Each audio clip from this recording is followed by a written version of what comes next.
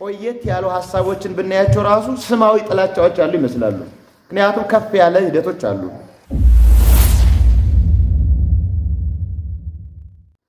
አውሮፓውን እስያውንና አፍሪካውን ተካፍለው ሲሰፍሩ በመጀመሪያ ጊዜ የመጣው ኩሽ የርሱ ሁለተኛ ስሙ ኢትዮጵስ ወይም ኢትዮጵያ ነው ማለት ነው። በዚያ መጀመሪያ በመጣው ሰው ስም ነው ተጠርታ የቀረችው ነው።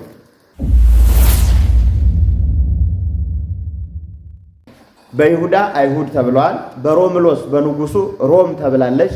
በእንጣሎስ ኢጣሊያ ተብላለች። በፍራንሲስ ፈረንሳይ፣ በእስራኤል እስራኤል እየተባለ ይጠራል።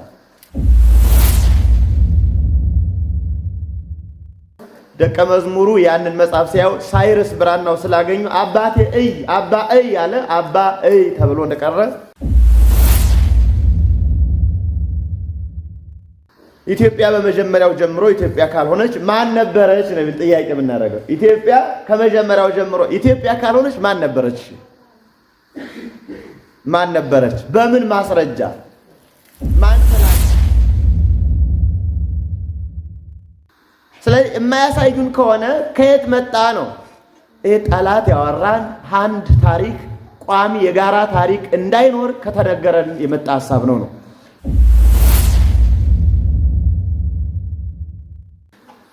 እንግዲህ አንድ ሀገር የምትባለው ፍትህና ርት ሲኖራት ነው። ፍትሃዊነትና ርቱዓዊነት በህሊና ውስጥ አሉ፣ በሰው ልጆች ይገለጻሉ።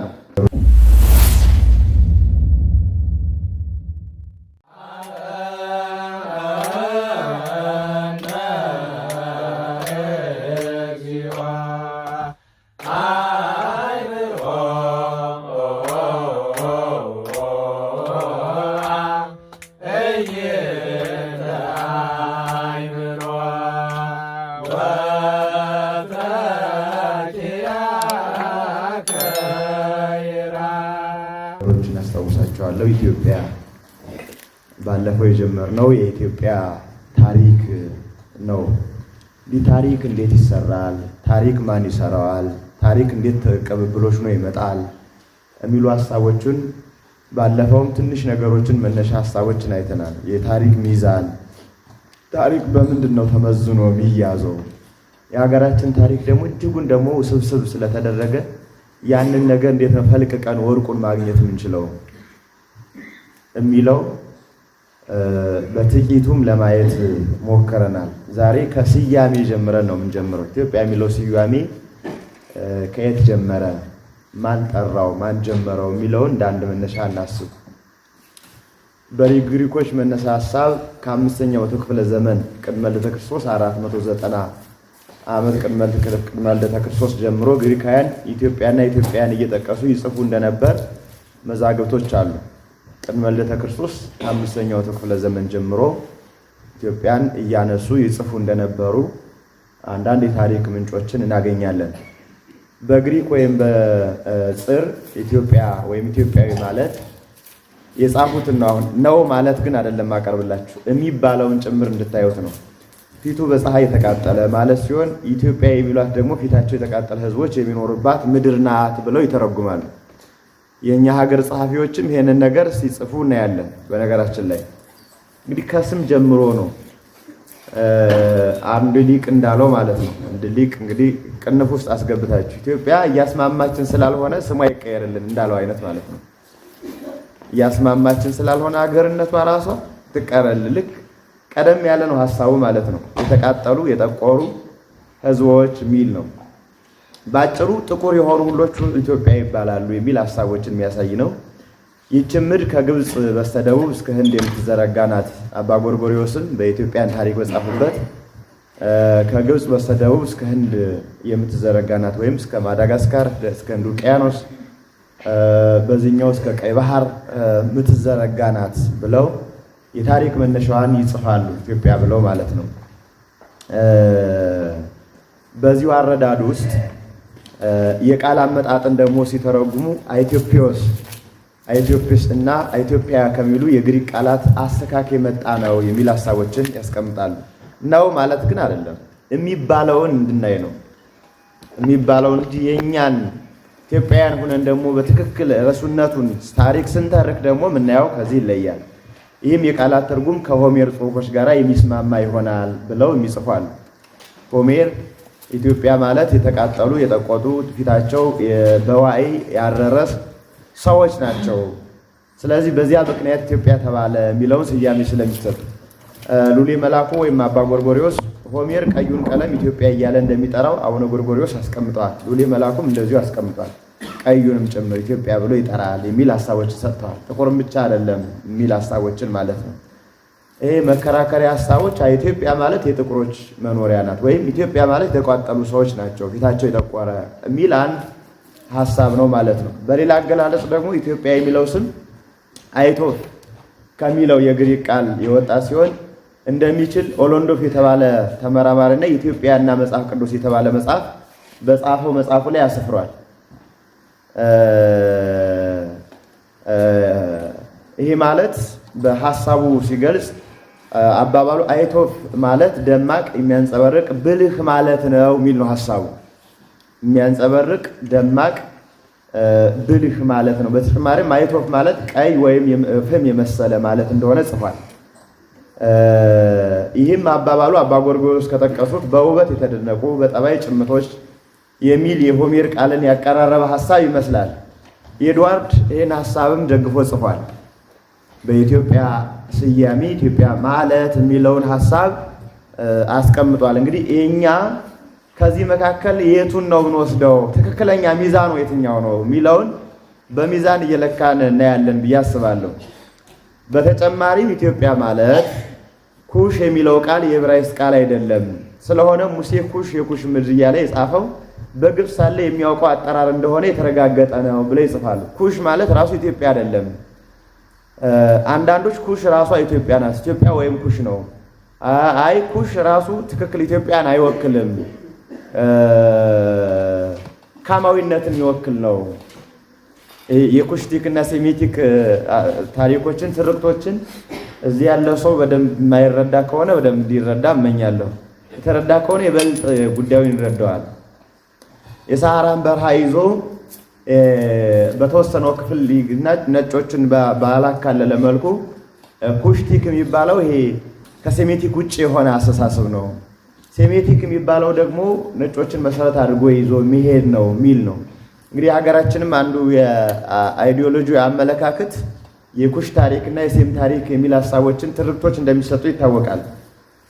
ይሄ ሴሜቲክ እየተባለ የሚጠራው ማን እንደሆነ በኋላ ዙሪያውን በደንብ ትንሽ ገለጥ አድርጌ ለማየት ሞክራለሁ። ራሱን የቻለ ጥናት አለው። እሱን ሞክረነዋል። በተቻለ መጠን በደንብ መታየት የሚገባው ሆኖ ማለት ነው። ሰሜኑን ክፍል ወደ ሴሜቲክ፣ ሌሎችን ክፍል ደግሞ ወደ ኩሽ በጣሊያን ጥናት እና በሌሎቹ በታሪክ አጥኚዎች ኢትዮጵያ ሊያጠኑልን የመጡ ሰዎች አንዱ የመከፋፈያ መንገድ የተጠቀሙበት እንደሆነ በደንብ መታሰብ አለበት የሚል ሀሳብ አለኝ። በኋላም በበጥሊሞስ ጊዜ ብሉያትን ከዕብራይስጥ ወደ ግሪክ የተረጎሙ ሰዎች ሰብአዊ ሊቃናት የኩሽ ምድር የሚለውን ኢትዮጵያ እያሉ መተርጉማቸው እውነቱን ሊረጋገጥ ችለዋል ብለዋል አባ ጎርጎርዮስ። ሉሌም ይህን ቃል አስቀምጧል። ኢትዮጵያ የሚለው ቃል ኩሽ እየተባለ ይጠራ ነበር። ከኩሽነት ወደ ኢትዮጵያነት ቅድመ ልደተ ክርስቶስ በ982 ዓመት በጥሊሞስ የተባለ ንጉሥ በነገሰ ጊዜ የ46ቱን መጻሕፍት ተብሎ ሲተረጉም ወይም ሲያስተረጉም ከኩሽ ወደ ኢትዮጵያነት ቀየረው የሚል ሐሳቦች ነው። እንግዲህ ይህም ይሆናል አይሆንም የሚለውን ሐሳቦች ማየት ይቻላል። ይሄ ሰው የተነሳበት የግሪክ ንጉሥ ነው። ብዙ መጽሐፎችን እያስተረጎመ ወደ ሀገሩ ያገባ ነበረ። ከነዚህ መጽሐፎች ጥበብን አገኛለሁ ብሎ ስላሰበ ከዕብራውያን ሊቃውንት 70 ያህል ሊቃውንትን ወስዶ መጽሐፍ ቅዱስን አስገልብጦ ወደ ጽር እንደተረጎመው ይታወቃል። ይሄ በዓለም ታሪክም አለ፣ በኢትዮጵያ ታሪክም ይታወቃል። መጽሐፍ ቅዱሳዊ ታሪኮች ላይ ማለት ነው። ያን ጊዜ ከኩሽ ወደ ኢትዮጵያ ለምን ተረጎሙት ነው ጥያቄ የሚሆነው። ምን አስገደዳቸው? ስሙ ከሌለ ሀገሯ መተጠራ ከሆነ ለምን ተረጎሙት? ይህንን ለመከራከሪያ ሐሳብ ብንሰጥ ከዚህ ወደዚህ ተተረጎመ። ስለዚህ ኢትዮጵያ የመጣው ከዚያ በፊት አልነበረም። በእነ ዳዊት ጊዜ ዳዊት ለምሳሌ ኢትዮጵያ እጆቿን ዘረጋለች የሚል ድርሰት በትንቢቱ ላይ ደርሷል። ስለዚህ ኩሽ ነው ይል የነበረው ማለት ነው። ከዚህ የተነሳ አሁን በሀገራችን ላይ በ73 ቋንቋ መጽሐፍ ቅዱስ እየተተረጎመ ነው። በ73 ቋንቋ ማለት ነው።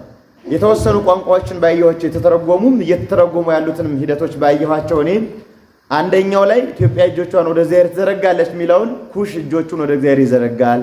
አንደኛው ላይ በምድረ በዳ ያለ ሰው ይዘረጋል። አንደኛው ላይ ደግሞ ዘላን እጆቹን ወደ እግዚአብሔር ይዘረጋል። አንደኛው ላይ ደግሞ የተቸገረ ሰው ይዘረጋል ይላል።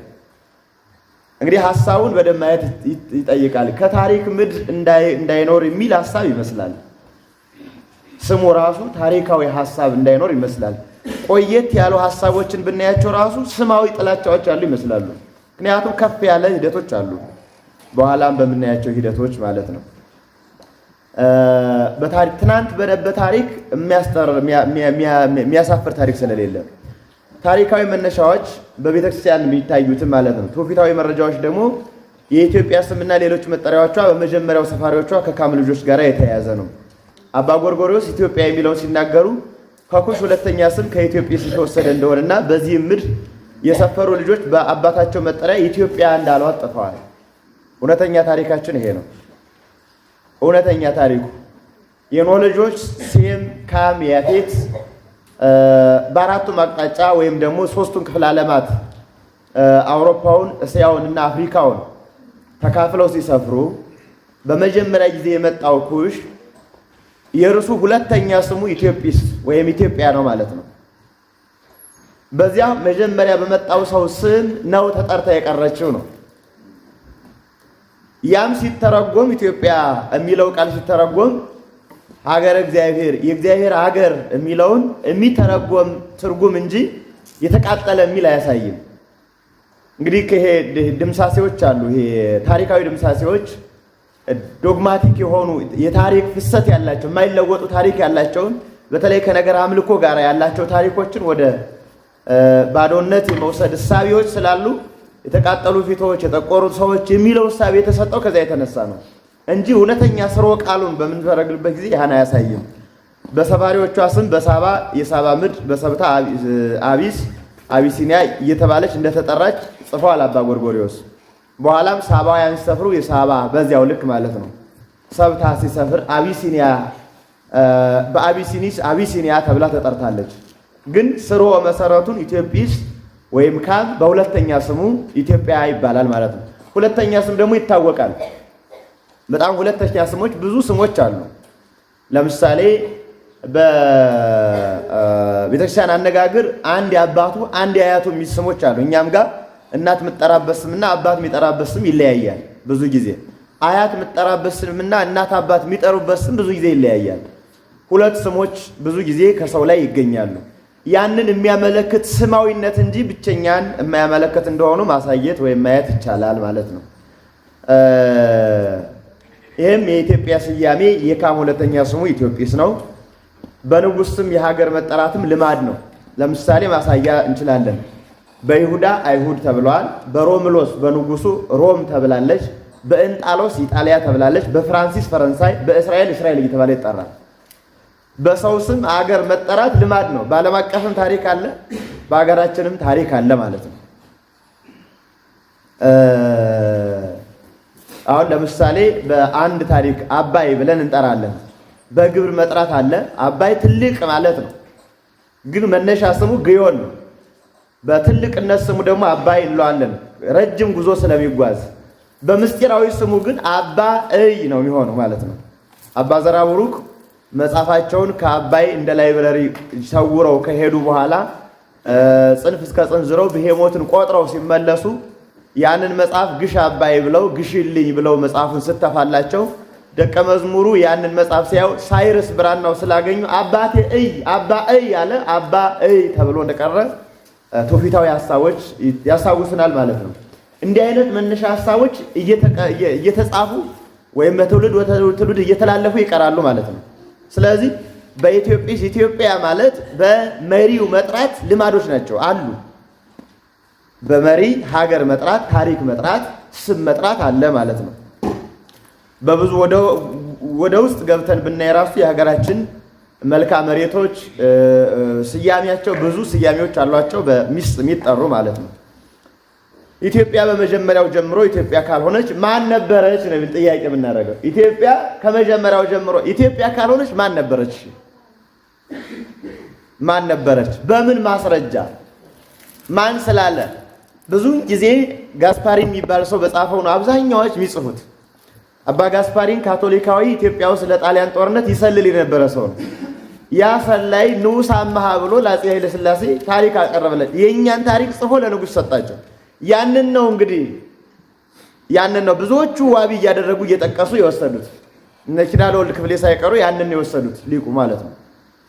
ከዚያ ከካቶሊካዊ መነኩሴ ታሪክ ነው አብዛኛው እየቀዳ የወሰደው። ከዚያ በፊት ደግሞ ዴልማን የተባለ ሰው የግዕዝ ቋንቋ ላይ ጥናት የሰራ ጥናቱን የሚያደረገበት ምክንያቶች አሉ። ኢትዮጵያ ውስጥ ያሉ መጽሐፎችን ለመውሰድና ለኢትዮጵያ ወደ ስለላ የሚመጡ ሰዎች ኢትዮጵያን በደንብ ለማየት ያልተማሩ ሰዎች ሲመጡ መግባባት ስላቃታቸው ሮም ቫቲካን ላይ በነበሩ ማሰልጠኛዎች እየሰለጠኑ የግዕዝ ቋንቋን ይመጡ ስለነበረ ለዚያ ያዘጋጀው ነበረ።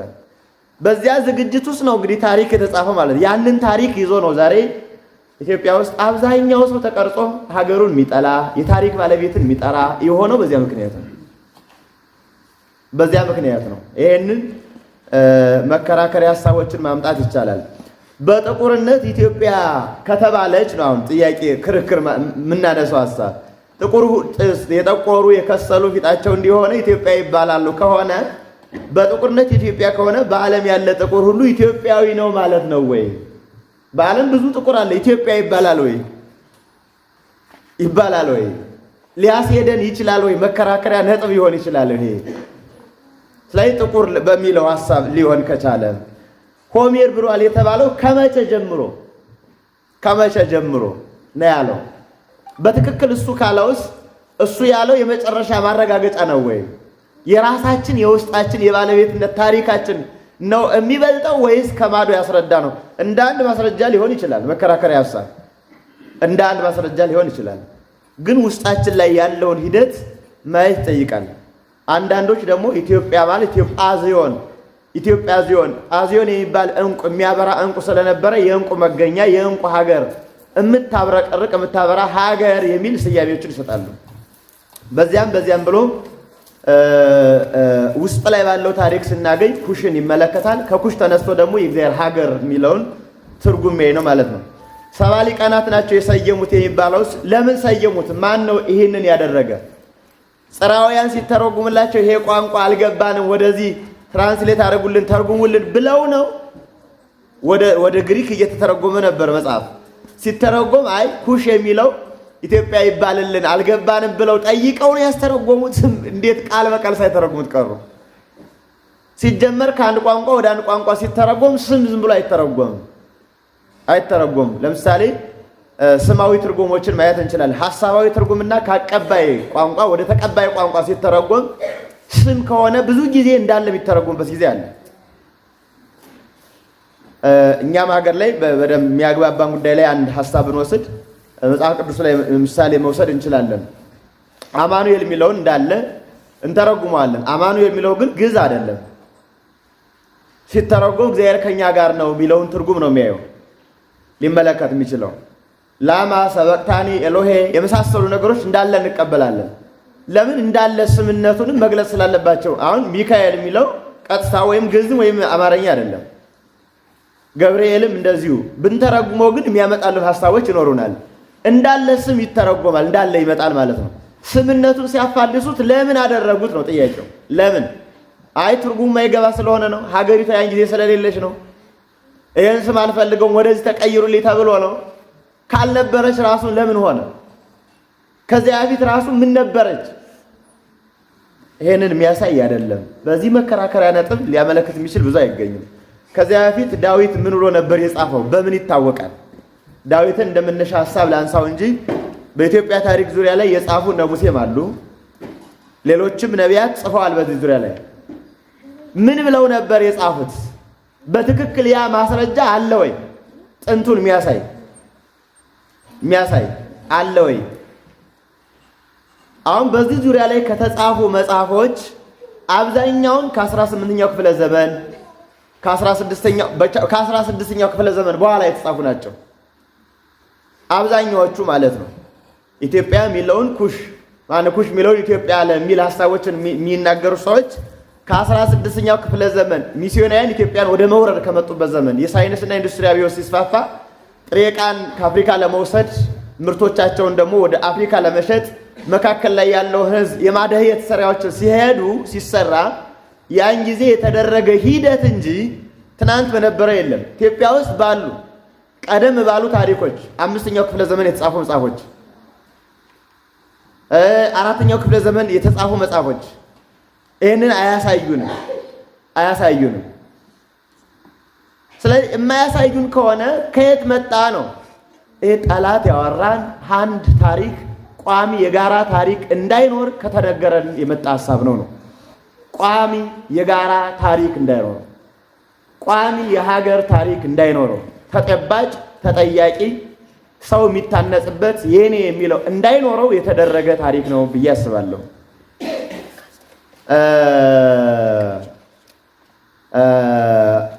በኢትዮጵያ የካም ልጅን ስናነሳ እንዴት መጣ እንዳንል የካም ልጅ ኩሽ ከማይ አይህ በኋላ መጥቷል። ኢትዮጵያን ራስ አፍሪካን እንደ ህዋስ አድርጎ ነው መኖር የጀመረው። ኢትዮጵያን እንደ ራስ፣ ይሄ ማለት ዓለም በተፈጠረ ዘመን በተቆጠረ በኦርቶዶክስ አተራረክ ታሪክ በ2256 ዓመተ ዓለም የጥፋት ውሃ ሆነ ማለት ነው። ይሄ ዓለም ይስማማበት ጉዳይ ነው። እንግዲህ ዓለም አፈጣጠርን እንደ ህሊናው የሚተረጉም ይኖራል። እንደ ሌላው 4 ቢሊዮን ዓመት ሚላል ቅንጣቶች ተሰባስበው ዓለም ሆኑ ሊል የሚችል ይኖራል። እንግዲህ ወደዚህኛው እንግዲህ ግለሰባዊ እብደቶች መሄድ ካለም የራሱ ጉዳይ ነው። ይሄንን አናፈርስም። እንደ ሁኔታው ግን ጥርት ያለ ሰዋዊ ታሪክ ማስረጃ ያለው ጽሑፋዊ ታሪክ ከምናብ የወጣ እውነታ ሆነ ጉዳዮች ላይ ግን ይሄን እናስቀምጣለን። በዚህ ታሪክ ውስጥ ከማይ አይ ከጥፋት ውሃ በኋላ በተደረገው ሂደት ውስጥ የምናገኘው ነው። አፍሪካን እንደ ህዋስ ኢትዮጵያን እንደ ራስ አድርጎ ነው መኖር የጀመረው። የመጣበትም ወራት የመስከረም ወር ነበር። ስለነበረንም አውደ ዓመት መቀየሪያዋ መስከረም ያደረገው ከዚያ ተነስቶ ነው። የአውደ ዓመት መቀየሪያችን መስከረም ነው። ለምን ሆነ? ካም ወይም ሁለተኛ ስሙ ኢትዮጵስ የተመራት ሀገሩን የገባባት የመስከረም ወር ስለነበረ የመጣበትን መቁጠር ጀመረ። በዚያ ምክንያት አውደ ዓመት መቀየሪያችን ሆነ። መላው አፍሪካ ይሄንን ላይ ቆጥርበት ይችላል። ኢትዮጵያ ይሄን ትቆጥርበታል። ለምን? ራሶች ሁሌም ራስ ነው። ህዋስ ግን ህዋስ ነው። ህዋስ ሊረሳው ይችላል። ራስ ግን አካል ነው፣ ዋና ሰብሳቢ ነው። ስለዚህ እንደ ራስ ቤተ መንግስቱና ስለነበረች ይሄንን ታሪኩን አልቀየረችም። በዚህ ታሪክ ውስጥ አሁንም ድረስ የምትቀይር ከአፍሪካ ውስጥ ኤርትራ ናት። አካል ኢትዮጵያ ስለነበረች አንድ ሀገርም ስለነበሩ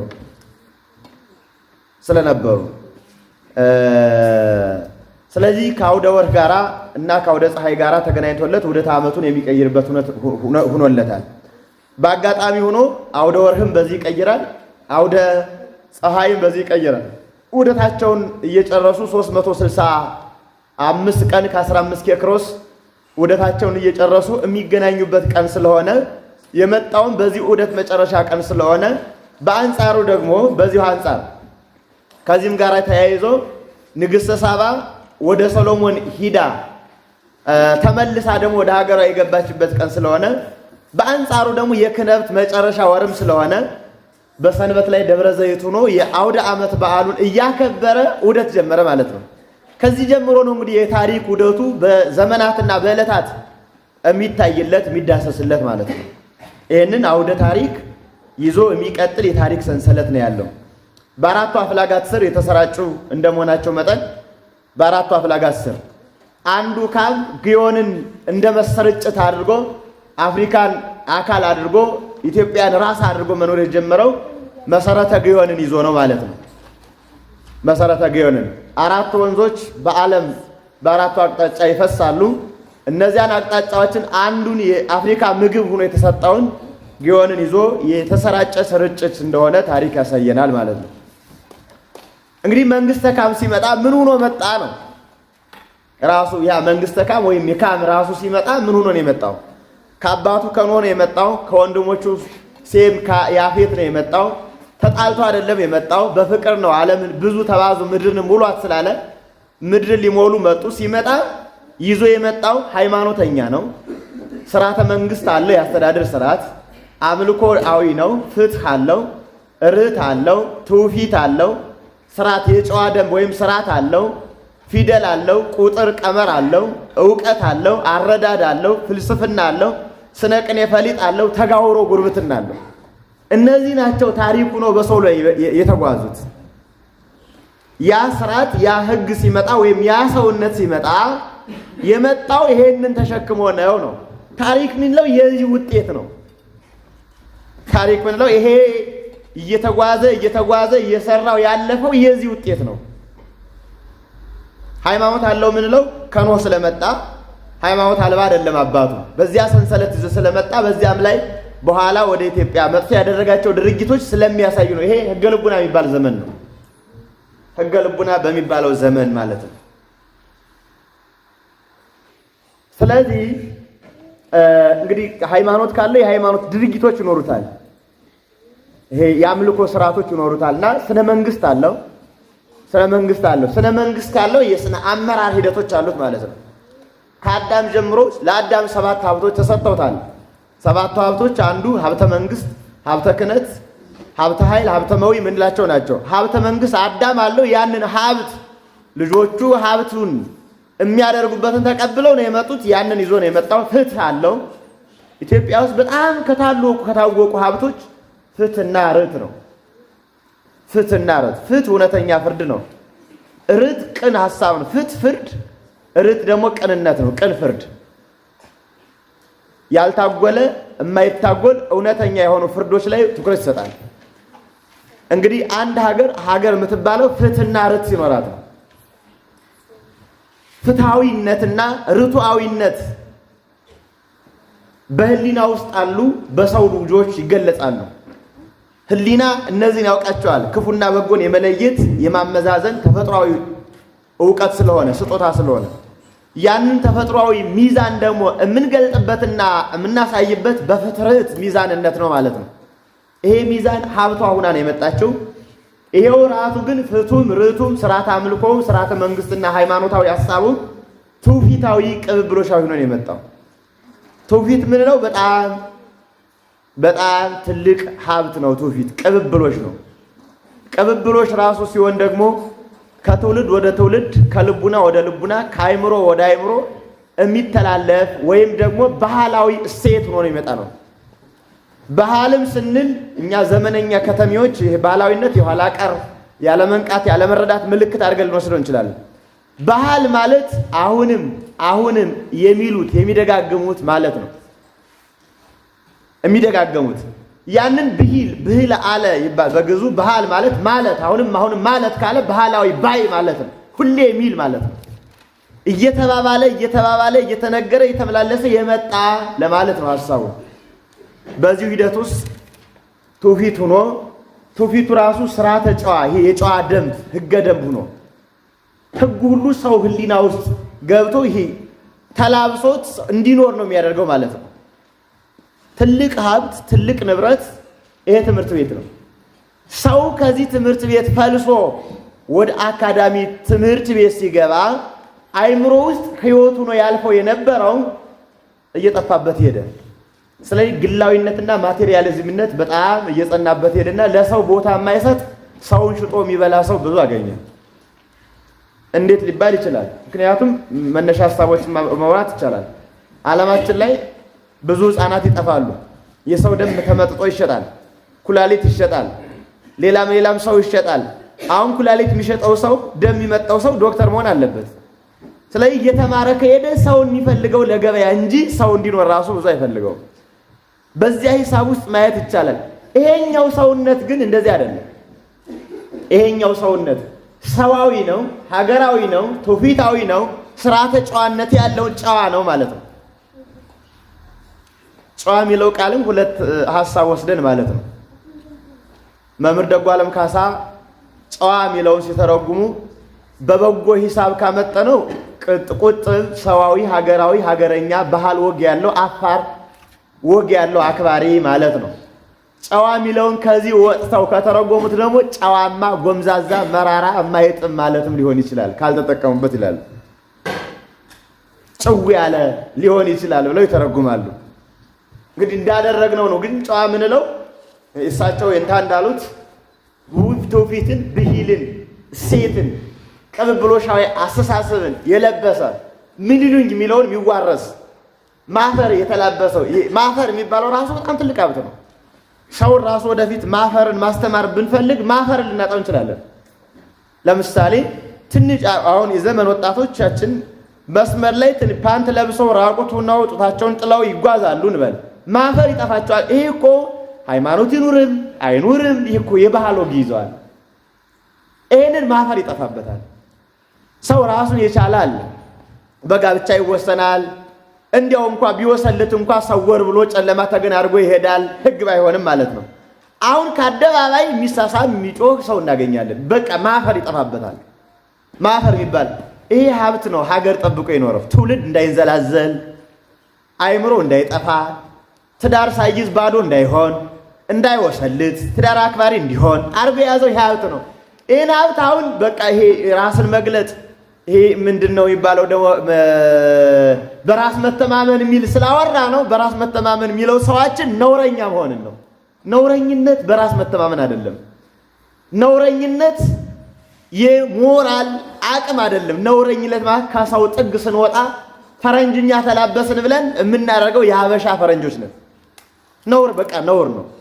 ይሄንን ነውር ያስተምረን ነበር። ይሄ ታሪክ ትናንት የነበረው ቅብብሎሽ ማንም ሳይነግረን ትምህርት ቤት ሳይከፈትልን አስተማሪ ሳይመደብልን በማህበረሰብ አኗኗር በሰው ልጆች መስተጋብር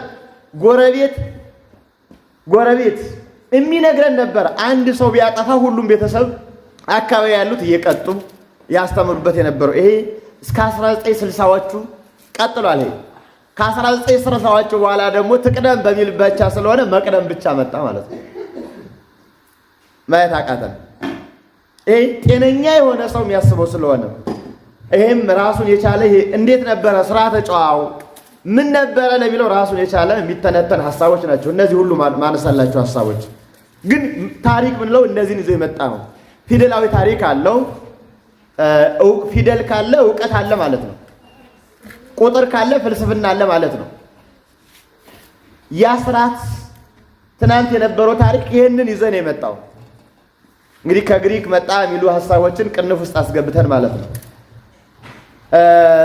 ዕውቀት ነበረ። ዕውቀታዊ ሐሳብ ነው። ዕውቀት ራሱ ግን ብቻውን ጥቅም የለውም። አረዳዳዊ ነበረ። ሰው ዕውቀት አለው ማለት ምንም ጥቅም የለውም። ዕውቀትን የመለካበት ሐሳብ አንድ መለኪያ ሐሳቦች አሉ።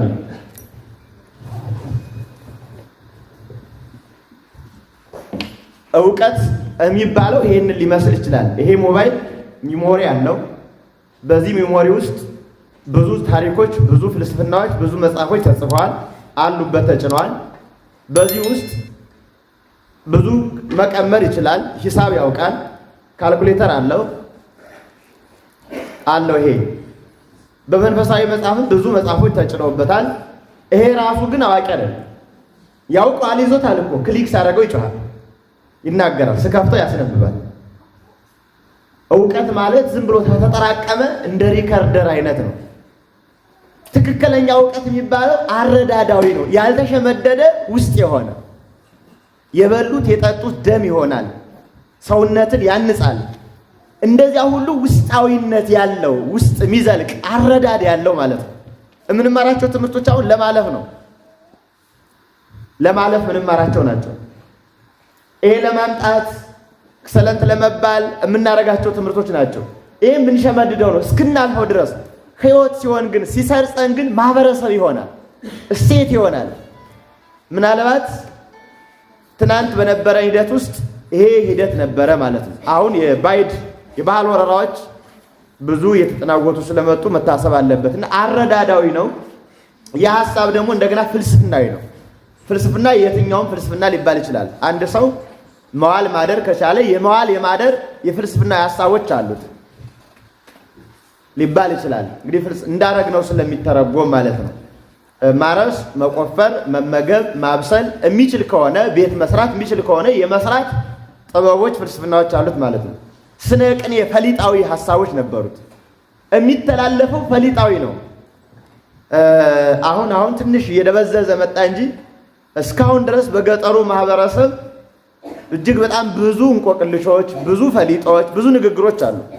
ጎረቤትን ለመናገር እንኳን አንተ እንዲህ አድርገሃል አይሉም። ጦጣ እንዲህ አለች፣ ዝንጀሮዋ እንዲህ ብላ፣ ቀበሮ እንዲህ ብላ ብለው በዚያ ማንንም እንዳያስቀይም አድርገው ግን ትምህርት ያስተላልፉ ነበር። የሚደንቁ ሐሳብ የተሸከሙ የሚደንቅ ዕውቀት ጥበብ የተሸከሙ ግን በሆነ ነገር የሚያስተላልፉባቸው የዕውቀት ማዕከሎች ነበሩ። ስነ ቅኔዎች፣ ስነ ፈሊጦች እና ተጋውሮ ጉርብትናዊ ታሪኮች። እነዚህ ታሪኮችን ይዞ ነው የመጣው። ጉርብትና ትልቅ ትምህርት ቤት ነው። እንግዲህ ሶሲዮሎጂ እያልን ብንሰጠው ማህበረሰብ ሳይንስ ብንለው ማህበረሰብን እናጠናዋለን እንጂ አንኖረው። ዕውቀት ነው የምናደርገው። እናጠናዋለን። ከማጥናት ወደ መኖር ነው የሚያሳልፈው። ያኛው ጥናት አይደለም ኑሮ ነው የሚሆነው። አሁን ደግሞ ይሄ ዕውቀት አይነት ነው የሚሆነው። እንመረቅበታለን ወይ ዳቦ እንቀጠርበታለን፣ ብናልፍ ይሄን እንሰራለን ብለን እንሄዳለን እንጂ ከስታተስ ያለፈ ነገር ምንም እንፈይድለት ላይኖር ይችላል። ያንን ታሪክ የሚያሳየን ነው ማለት ነው። ኢትዮጵያ እንዲህ ከሆነች ከዚያ ጀምሮ የራሷን ታሪክ ለማየት በጥንት የግሪካውያን እሳቤና ገለጻ እንዲህ ይሏት ነበር። ጥንት ግሪካውያን በእሳቤያቸውና በገለጻቸው እንዲህ ብለው ያስቀምጣሉ። የግሪኮች አምላክ ዜውስ የበታቾቹን አማልክት ሁሉ አስከትሎ ለ12 ቀናት እንከን የሌለባቸው ኢትዮጵያውያንን ለመጎብኘት ወደ እነርሱ ወደ ኢትዮጵያ ይሄዳል።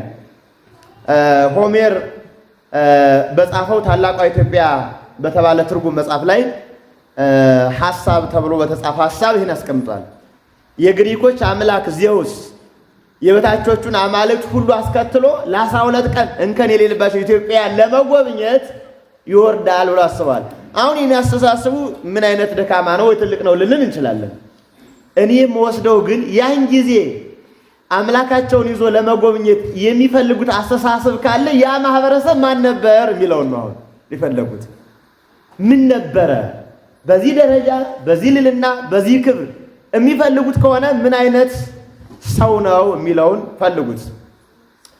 ሄሮዶትስ አለቃ ላይ ጠቅሰው እንደጻፉት በኢትዮጵያ እጅግ ያማሩ ሕዝቦችና ባለደም ግባት ቆንጆዎች ውቦች የሆኑ ሰዎች አሉባት።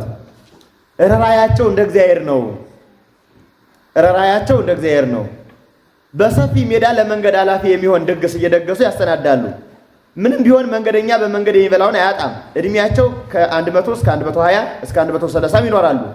ነውርና ክፉ ነገር በሀገራቸው የተጠላ የተጸየፈ ነው። የጤና ምንጮች የሆኑ ውኆችም አሏቸው።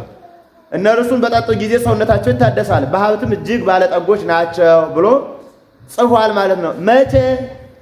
ቅድመ ልደተ ክርስቶስ 5ኛው ክፍለ ዘመን ማለት ነው።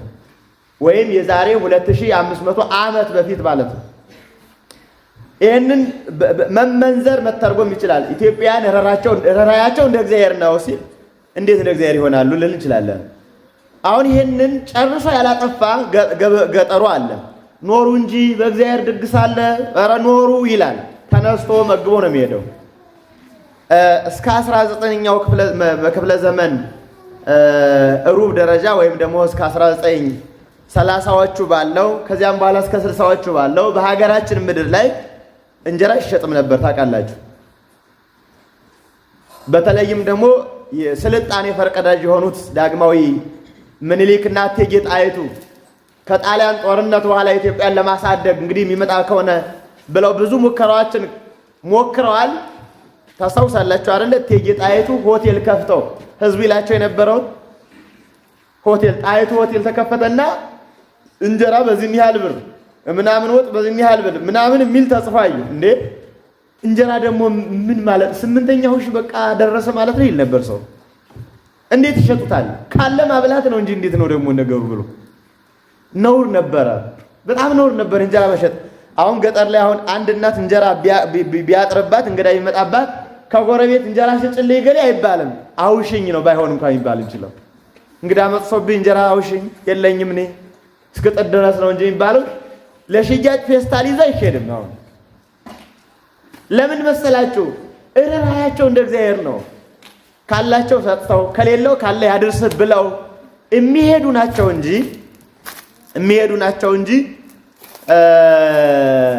ንፉግነት አልነበረውም ማለት ነው። ተካፋይነት። ይሄ በነገራችን ላይ ደግሞ ለካ በእንትኑ ደግሞ አስቸጋሪ ነው። ይሄ ቆጣቢ ፈጅነት የሚል ደግሞ ትርክት መስጠት እንችላለን። ደግሞ ፈጆች ናቸው። ሌላም አለው አይደል? ምን ይባላል? እንዲህ አይነቱ ቁጠባን አያውቁም፣ ነገን አያስቡም ልልን እንችላለን። ነገ እኮ ከሰው ጋር ነው። መጽሐፍ ቅዱስ ላይ ዘራ እክለ ከውስተ መቃብረ ጻድቃን፣ እህልን በድሆች ሆድ ላይ ዝራው ይላል፣ ይበቅልልሃል። ድሆች ደግሞ እየሰሩ ሲሄዱ ይመግቡሃል። ሁሉም እንዲሰራ፣ ሁሉም እንዲመገብ፣ ሁሉም እንዲመግብ ነው። እኩል ሰሪ ነው። በነገራችን ላይ ይሄም ሲባል ልመናን ታበረታታላቸው የሚል ሀሳቦች ይኖራሉ። ልመና አናበረታታም። እውነት ለመናገር አናበረታታም። እኛ እንዲያውም ልመና በጣም ነው የምንቃወመው። ልመናን የሚያበረታታው ማን ነው የሚለውን ግን እንትን እንዳይሆንብኝ በጣም አልፈዋለሁ እንጂ ደሞዝ የምንከፍለው ለምነን ነው። ልማት የምንሰራው ለምነን ነው። ሀገር የምናስተዳድረው ለምነን ነው። ያንን ሀገርን ያህል እየሸጥን ሪስክ እየገባን ለምነን ነው። ማን ነው የሚለምነው? ማን ነው? መንገድ አልፎ የሚሄድ ሰው ሲርበው እንጀራ ውሃ መለመን ነውር አይደለም። ያንም ከእናቱ ከአባቱ ከወገኑ ከዘመዱ መለመን ነው። ይሄ በጣም ነውር አይደለም። ያንም ተሳቆ ነው የሚለመነው። ተሳቆ ታስታውሳላችሁ? አንድ ሰው ቢደኸይ እንኳ በሐምሌ ነሐሴ እህሉ አልቆበት ድንገት ቢደኸይ እንዴ ገመና እኮ ነው ብሎ ወገን ነው የሚሸፍነው። ከዚያ በኋላ ቢያቅተው ነው እንጂ እንዲያውም ብቅ የሚለው እንዴ ማን ወገን እየተባለ እንዴ እንትን ይባላል፣ ይወቀሳል። እንዴት እህል የማያከርም ትሆናለህ ተብሎ ውስጥ ላይ ነው ሸፈና አድርጎ እንትን የሚለው። አያሳጡትም። ግን ዛሬማ ለምንም ካሜራ ታሳይቶ ቀርጸን በነበረን የልመና ስርዓት ይሄን ነበረ ለእንትና ስንሰጥ ተብሎ ነው እንዴ። ትናንት እንደዚህ የለም። ሰወር ብሎ ሸሸግ ብሎ እንዳያፍር አድርጎ ወደ ጓዳው ወሰድ አድርጎ እንደዚያ ነው የነበረ። ይሄ እኮ ሰውነት ነው እንዴ! ይሄ እኮ አይገኝም። ምን ተምረ ነው አናመጣውም። ሰውነት ነው በትክክል የሚገለጽ ነው የነበረው ማለት እና እንደ እግዚአብሔር ነበሩ ብሎ የገለጸው እግዚአብሔር ጻድቁንም ኃጥኡንም ያመነውንም ያላመነውንም ዝናብ አውርዶ በፀሐይ አብስሎ እንደሚመግብ የመጣውን ሁሉ ሳይለዩ መጋቢዎች ነበሩ። ጣሊያን ጦርነት እንኳ ከአድዋ ጦርነት የተሸነፉትን ተማርከው የመጡትን ትሄዱ ወይስ ትቀሩ ሲባል እንዲህ አይነት ንጉሥ ይትኖር እዚሁ እንኑር ብለው የኖሩ ብዙ ሰዎች ነበሩ እስከ ሞታቸው ድረስ ማየት ይቻላል። መቀሌ ላይ የውሃውን ምንጭ አባቶቻችን ጣሊያን ጦርነት አሁን ወደፊት እየደረሰ ነው ያለው የምናከብርበት የካቲት 23 የምንጩን በያዙት ጊዜ ውሃ ተጠሙ።